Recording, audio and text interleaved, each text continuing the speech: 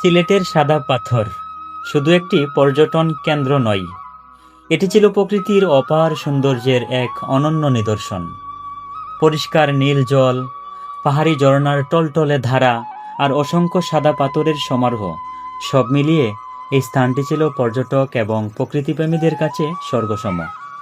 প্রতি বছর দেশি বিদেশি লক্ষাধিক মানুষ ভ্রমণে আসতেন।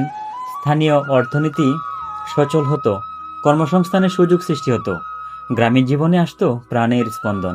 কিন্তু আজ সেই সৌন্দর্য ম্লান, প্রকৃতির বুক ফাঁকা হয়ে গেছে। এটি 1 বছর আগের ছবি, যেখানে চোখ জোড়ানো সাদা পাথরের সারি ছিল।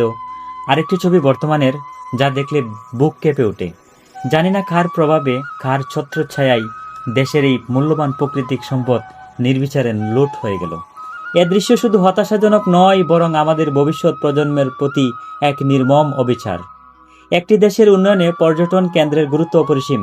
এটি শুধু বিনোদন নয়, বরং অর্থনীতি, সংস্কৃতি এবং পরিবেশের সাথে ওতপ্রোতভাবে জড়িত। অথচ আজ সিলেটের এই ঐতিহাসিক এবং প্রাকৃতিক নিদর্শন হারিয়ে যাচ্ছে চোখের সামনে। আমরা নীরব দর্শক হয়ে দাঁড়িয়ে আছি। আমি এর তীব্র নিন্দা এবং ধিক্কার জানাই। প্রকৃতির এই সৌন্দর্য যারা ধ্বংস করেছে, তাদের আইনের আওতায় এনে দৃষ্টান্তমূলক শাস্তি দিতে হবে। একই সাথে সরকার এবং সংশ্লিষ্ট কর্তৃপক্ষকে অবিলম্বে ব্যবস্থা নিতে হবে, যাতে এই স্থানটি পুনরুদ্ধার হয় এবং ভবিষ্যতে আর কোনো প্রাকৃতিক সম্পদ লুটপাট না হয়।